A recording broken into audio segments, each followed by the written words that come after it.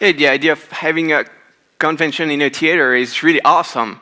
I've only seen that once before, and I love this.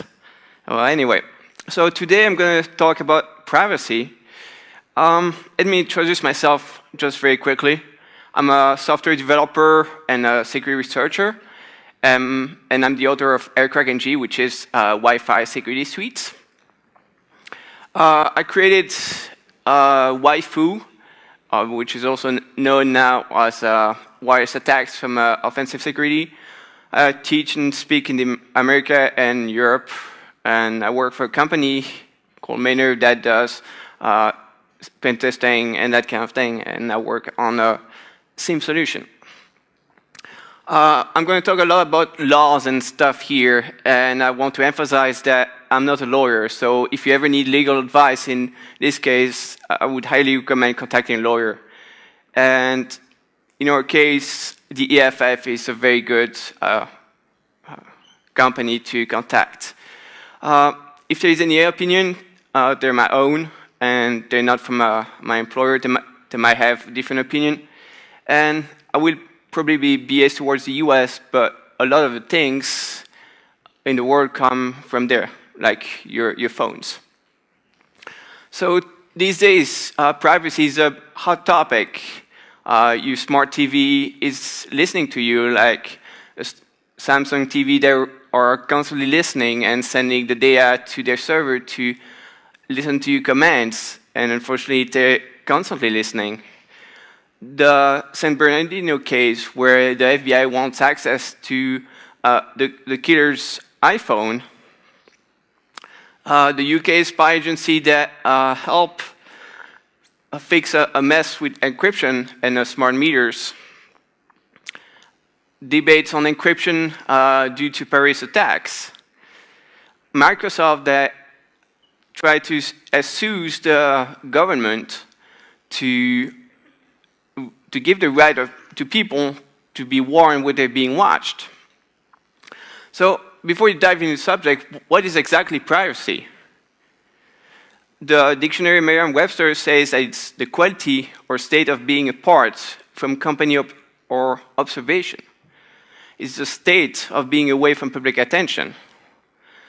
But now that we know what it is, why do we want it so much? I found a very good article after searching quite a bit from Daniel Solo, who is a law teacher at the George Washington University. And he has 10 very good reasons. And it turns out, when you summarize it, humans judge each other based on the information they have, which means we judge each other to know if we're a threat or not, and important decisions are based on that, such, for example, a loan, a job, and that kind of thing. So, for example, you have a bad credit, and you want to apply for a banker. That's sad. Unfortunately, you won't be able to. Even renting apartments. But we have to know that information can be incomplete, inaccurate, or incorrect.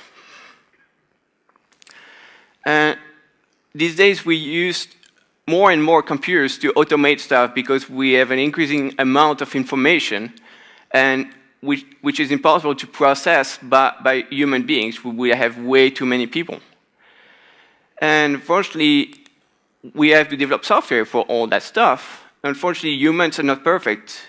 Human error, so we always make mistakes, and our software is not perfect. And fortunately, those errors can affect your life. For example, in the US, they rely a lot on credit history, credit score.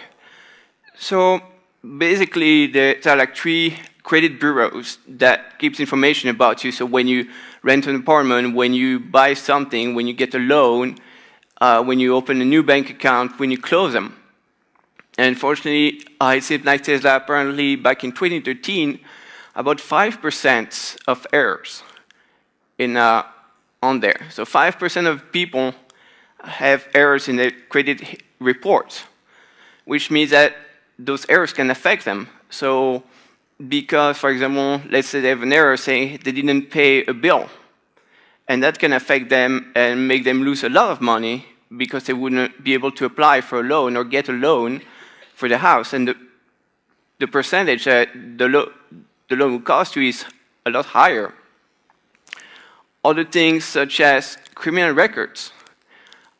Some companies, when they hire you, for example, security companies, they look at your criminal record to see if you haven't done anything wrong.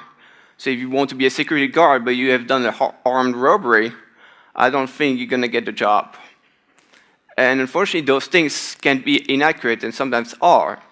And that prevents people from getting the stuff that they deserve. Well, not they deserve, but they can have, but they cannot because of those issues. Another issue is that, for example, no-fly lists. Those lists track people that cannot enter the US due to their name. So people who have similar name, which is something that is very common in the US, won't be able to fly, or have extra attention when they go through customs and stuff. And and in today's world, we're also using online storage a lot more. We're using emails like Gmail, Hotmail, well, it's called Windows Live now, social media, Facebook, and all those things. And in order to protect all those things, we rely on cryptography more and more. And we're using that to transmit information. So your communication to Facebook now is encrypted. Your emails are encrypted. And companies use that too for protecting their trade secrets. So they don't want to reveal their stuff. And that's understandable. So if somebody else were to read that, that would be damaging to a company. And cryptography really helps that a lot.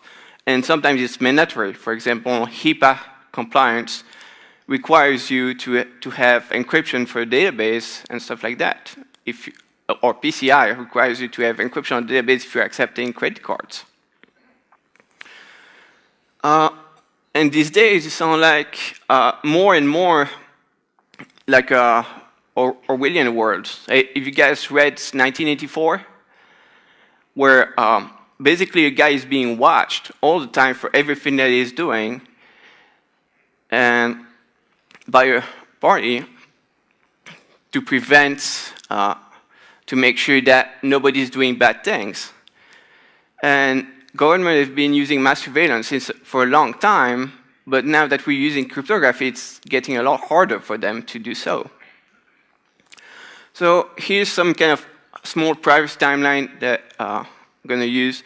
So before 9/11, the September 11 attacks in the US, that wasn't too bad.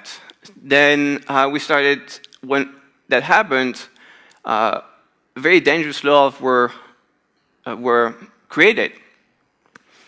And then later on, we learned thanks to the Snowden leaks, that mass surveillance is a lot wider, and the government has lots of programs that they use against people to do surveillance. And we're going to review a few cases for today. So in 1978, the US government created the FISA, Foreign Intelligence Surveillance Act, which are procedures for physical and electronic surveillance for foreigners. They also created a court in order to, for example, in a case where a US citizen was involved in one of those surveillance. And the government had to request special permission to do that. 1986, we got the Electronic Communication Privacy Act that extended wiretap to computer communications. Wiretaps were using old phones. They got pen trap provisions. Those are pretty much trying to get to know who is the other party of the communication. And that act prohibits access to stored communication. But there's another act. It's called the Stored Communication Act. It's a voluntary and complete disclosure of information that ISP have. So after 9/11, the president signs an order for domestic spying, and a bunch of amendments on FISA. The Patriot Act, which allows the government and FBI to access records from stores and places of business without any warrant. There are some amendments in 2008 to restore some stuff that were some old stuff that were sunsetting at a certain time, and the Freedom Act does the same thing and adds some more. They also got the Intelligence Reform and Terrorist Prevention Act, which is not too bad, actually, and changes in US customs and border protection. Like, for example, they can ask you to open your electronic device, which is your computer and your cell phone, and unlock it so that they can see what's going on to make sure that you don't have anything.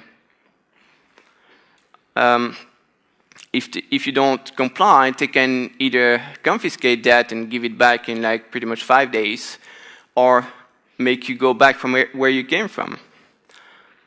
And it's not only in the US, in other countries too, sometimes they don't even allow encryption.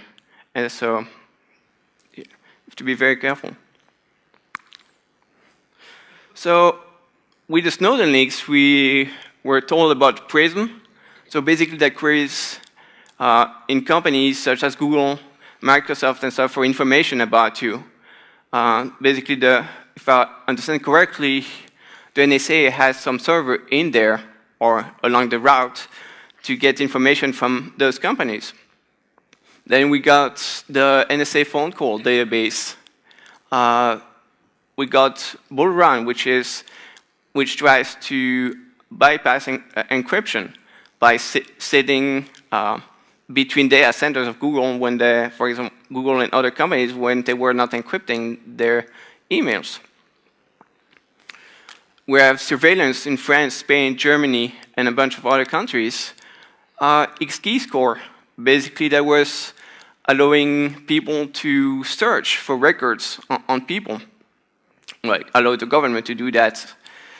And basically with an email, they could obtain information about everyone they want, and a bunch of others. Fortunately, with all those programs, with all those access to data, they were abused. One was called Lovint. That word was cornered, and basically what that meant is that NSA agents were spying on their loved one to know what they were doing. We had Black Pearl that was attacking private networks, some industrial espionage with Siemens, and a bunch of others. So let's check a few recent cases from today. So we had the San Bernardino shooting, unfortunately, which is really tragic. It was done by a couple in San Bernardino, husband and wife. They had 3 phones, 2 personal phones and a work phone. So they smashed their personal phone. And the only one that was recovered by the FBI or by law enforcement was a work phone, an iPhone 5C.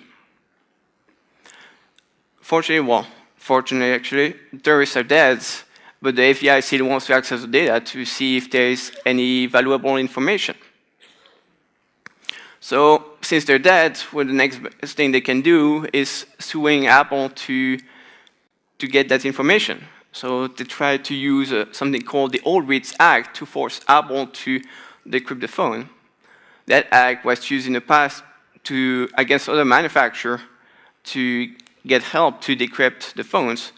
Fortunately, in this case, encryption is a lot stronger and protection a lot stronger.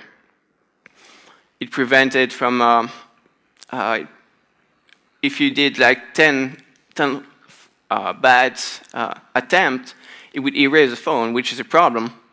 And so Apple refused to comply. They don't want to give away their proprietary encryption source code. That would create problems and a precedent where other countries that have less friendly governments might want to get access to.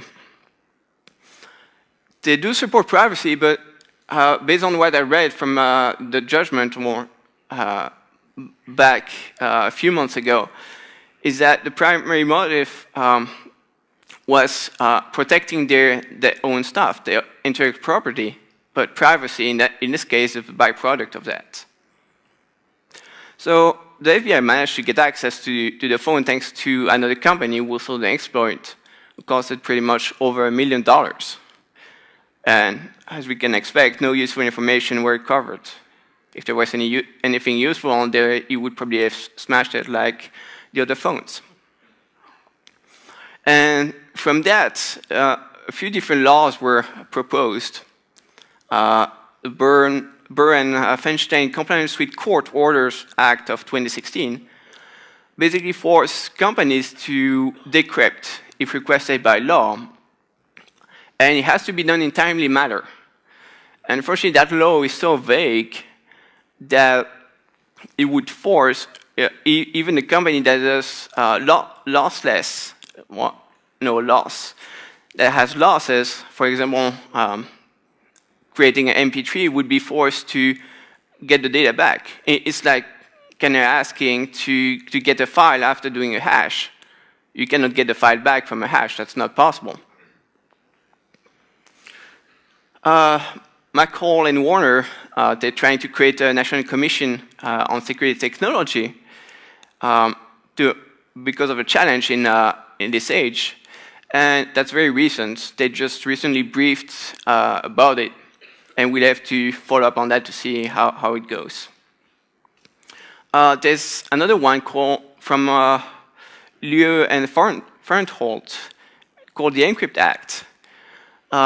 The guy, Liu, is actually pretty much the only one who has a computer science degree in there, so it's very nice. And he's against having backdoors in encryption because he understands that that's never going to work. Somebody's going to find it. That law doesn't allow states to rigor the encryption because they would do it wrong. But on the other hand, it doesn't give any provisions for the federal level. So the government could create something. And we'll need to follow up on that one to see how it goes. Microsoft that gets national security letters from the government to request customer information. And most of the time, well, not most of the time, sometimes those letters can include a gag order that would prevent you from disclosing anything, even that you got one. So basically, those are a subpoena by the government to try to obtain information from a specific customer or a specific set of customers. There's no need for a prior judge approval. And they seek information that is relevant to national security, and sometimes they can contain a non-disclosure agreement called a gag order. Back in the days, that would even prevent you from talking to a lawyer to get legal advice and see what you can do against it. Now, they relaxed it, and you can ask an attorney to assist you and try to fight that thing back. And it doesn't need an end date. So they can say, hey, I need information about this customer, and we'll just tell you when we're done with it. So the reason why Microsoft is fighting that is that they want to be able to tell the customer when they watched, which is kind of weird because they have, from what I read, servers from the NSA to be able to obtain information about their customers. So they say people do not forfeit their rights when moving their data to the cloud. And they want to fight that antiquated law, which is the Electronic Communication Privacy Act, which basically says that when you move data to there, so in your home, you're safe in your home. So if the government or a law enforcement wants to get access to your home, they need a warrant. But when you move your data to the cloud, they need a subpoena, which is a lot easier to obtain. And they want to challenge the national security letter legality. You probably all remember Charlie Hebdo, that satirical magazine where 2 gunmen killed 12 people back in January 2015 in France. France enacted mass surveillance law pretty similar to the Patriot Act. If you remember, the Patriot Act that allows the government to query information about you without letting you know, with a warrant. And there's also attacks later in November that same year. 6 separate incidents on there, and the terrorists were on the radar of law enforcement. Now they're considering a ban on strong crypto, which is very dangerous because strong crypto is used to protect everyday life. They started that in January this year, and they're getting closer. The first reading was adopted in March this year. Basically, what they would do is force companies to help law enforcement to help to get access to the data. You're not cooperating, then executive can face up to 5 years in jail and $350,000 euro fine. If you're a telecom operator, you still face jail time and fine, but it's a smaller penalty. And surprisingly, they rejected crypto backdoors earlier because it was wrong. And if you have strong crypto, it's kind of hard to be able to give access back to a government without having without a backdoor. So to summarize all those stuff, so the government requests companies to hand over customer data, and they use pretty much fear to create anti-crypto laws because strong crypto helps terrorists. That's kind of right. It helps a little bit. And they say nobody's above the law and companies must help decrypt. That's very understandable. And they also use the nothing to hide argument. So who here has nothing to hide? So can you give me your phone? So you're trying to hide something? No, you're not hiding? I agree with you. I agree with you. So yeah, we always have something to hide. Even our pictures. Oh, you're putting a passcode on your phone. Why do you put a passcode on your phone? You have something to hide? Are you a bad guy? Oh, give me a passcode. Okay. Oh, pictures. That's very interesting. Oh, that's your wife swimming in swimsuit. Oh, she's topless. That's very, very nice. I love that. Oh, let's check out your bank account now. Oh, that sucks. I'm sorry about that. Well, everybody has things to hide. Even your medical history, nobody needs to know about that. It doesn't matter. I have friends. I know somebody who people deserve like a second chance. A guy I know used to be like a drug dealer, and now he's a very nice guy. It's changed completely. So everybody needs privacy. So people now don't need to know that he's done that in the past, and I wouldn't even know if he hadn't told me. So it sounds like the history repeats itself. It's pretty much like 20 years ago, where we had weak crypto in the 90s with IE, if you guys remember. And also the Clipper chip. Anybody here have heard about that Clipper chip? No. Basically, that chip was there to put in telecom equipment, and so it would encrypt your communications between you and the other party. But the government would have the key just in case law enforcement need to access that. Unfortunately, that the encryption algorithm being used was a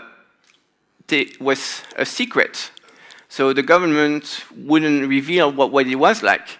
So people couldn't review it. And researchers later found that there were a bunch of issues with those things, and that would render the chip useless and other issues. Well, let's play the devil's advocate and see the government has some very good points. They need to protect their country. And nobody's above the law. When you go and live in a country, you have to abide by the laws of that country. That's very understandable. And crypto prevents catching terrorists. It kind of does. It kind of does. It slows down the investigation. But as all those laws made us any safer, safety is pretty high these days. You have more chance of dying from an accident than apparently dying from a lightning strike while riding a shark. It kind of made us a little bit safer, as I found out. There's been like 42 terrorist plots since 2001. 9 of them were unfortunately not prevented. 29 of them were found out thanks to just classic surveillance and law enforcement techniques, like an informant, and 4 were prevented. It's hard to know if that mass surveillance has helped or not, or if classic law enforcement technique would have helped. But still kind of helped a tiny bit. And they cannot prevent the lone wolf. Imagine just the guy making a bomb in his basement. There's no way you can prevent that. So I'm not saying that governments are evil. It's true in a few countries, obviously. But they usually want the well-being of their citizen. And for sure, there are some bad apples here and there, and people that don't understand technology very well. And as we can see, as I saw on the Fahrenheit 9/11, there was pretty much a 2-minute scene where the guy was interviewing a senator or a politician. And what was surprising in there is that what the politician says, hey, no, we don't have time to review all those bills, all those laws. We just make them and sign them. That's amazing. Why the hell are you doing that? Basically, because it says that they need to pass laws. And that's a lack of review. Lack of review is very dangerous. It's a bad idea to have all those laws because, especially against crypto, because it's used every day. Well, we all know that. I don't have to explain what can be done if there is no crypto. Even government secrets will be affected by weak crypto and backdoors, because their personal use all the stuff, all those commercial tools that are available to the public. And for example, also when they're traveling in dangerous countries, that if there is no encryption, they could be a target. So that's a really bad idea. And well, obviously, like any system that gives access to a lot of information, they will be abused. As humans, we're all curious. I'm curious to know what's your sex life. I'm curious to know what's your history. If you've done anything bad in the past. Everybody's curious. We want to know about people, and that's why stuff will be abused. Most people won't do that, but some of them, unfortunately, happens. And also, one thing I've read is that people start self-censoring when they have opinion against what is the usual consensus. It's also one thing, there will always be smart criminals that won't be caught. Fortunately, those are rare. Criminals always make a mistake at some point. Laws never prevent criminals from breaking the law. So what prevented there were also already gun laws in France, pretty strong ones, and that didn't prevent them from getting guns. There's drug laws. That doesn't prevent anybody from getting drugs. And if crypto is not allowed, they will use something else. For example, there's the Navajo. Back in the Vietnam War, the Americans were using them because their communications were not encrypted, so people could listen to what happened. And so they use those people to transmit their information, how to help their troops on the ground. And they were using code word, for example, saying, hey, it's a turtle. A turtle means like it's a tank and stuff like that. And if encryption is not available, they're going to get it from another country online. They can find it in the darknet too. And people will find backdoors and break crypto. Security researchers will do the good thing and report it so that it can be fixed, because everybody is affected by that. And bad guys, well, will use it to their advantage to steal information. So what should they do instead? it would be nice if the government was funding more open research to find backdoors, find and report issues and stuff like that. Then it would be great if they could fund stuff to research to break current crypto and make it better and create a stronger one. And they need to also spend money on educating people, developers, politicians, and the public on how technologies work. Unfortunately, well, I've seen developers add SQL injection stuff in their code. It's still amazing these days, since it's been covered for quite some time. Or create their own crypto, which is a bad idea because it can be flaws. And if people were more educated, they would know better how to do it better and develop better, secure products. And politicians would be able to create better laws. So all that stuff is not going to happen by itself. It's all good ideas, but there's actually a lot of things that we can do. We need to keep improving cryptography by finding flaws. We need to keep reporting flaws and security issues to companies and businesses. If you're a bit afraid to do that by yourself, or you feel that the company is not going to react well, you can use the CERT. And you can find out by clicking on this link the CERT available in your country. And also publish your work.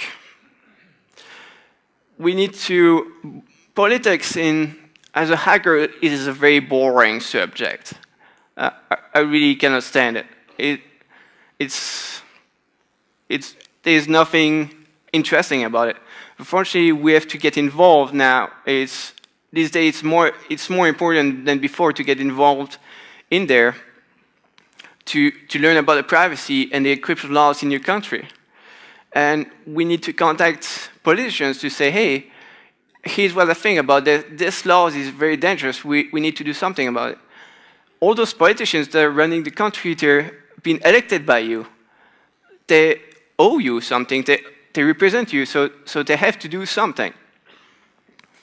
We also need to raise awareness about all those issues, like to friends, to mentors, professor colleagues, and also use the media for all that stuff. And I'd like to finish this talk with a quote for a TV show that I've been watching that is very appropriate in my opinion, called Person of Interest. So basically, it's a story of John Reese, ex-CIA agent that is hired by Harold Finch to help people from crimes that are predicted by a machine. The machine is an AI that basically analyzes a bunch of government feeds, like video surveillance, cell phone data, cell phone phone calls, etc. And so Harold Finch is pretty much a creator or the developer of that machine. And here's what it says. You should remember, any exploit is a total exploit. The tiniest crack becomes a flood.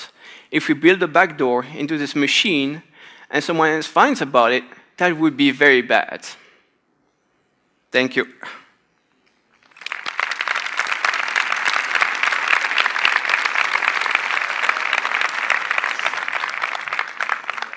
Thomas, please don't go, because we have another thing for you. This time, Jago Hansen, please come with us. Un aplauso, por favor. Nice to meet you. Yeah. So as an international speaker, yeah, this one is for you. Awesome. I love it. Bueno, ha sido un placer tener a Thomas, una persona que aprecio personalmente muchísimo en su trabajo. Yo creo que de los que estamos aquí, el 90% hemos utilizado AirCrackNG y vamos, o sea, este es el superautor de la suite de Wi-Fi. Estoy encantado de... Primero la foto y luego ya... Estoy encantado de que haya aceptado la invitación, estoy encantado de que haya venido y thousand thanks. Welcome. You're welcome here in Spain. I hope to see you more and more. Oh, yeah. And we're very happy about your speech today. Thank you very much. Thank you. Thank you, Thomas. Thank you.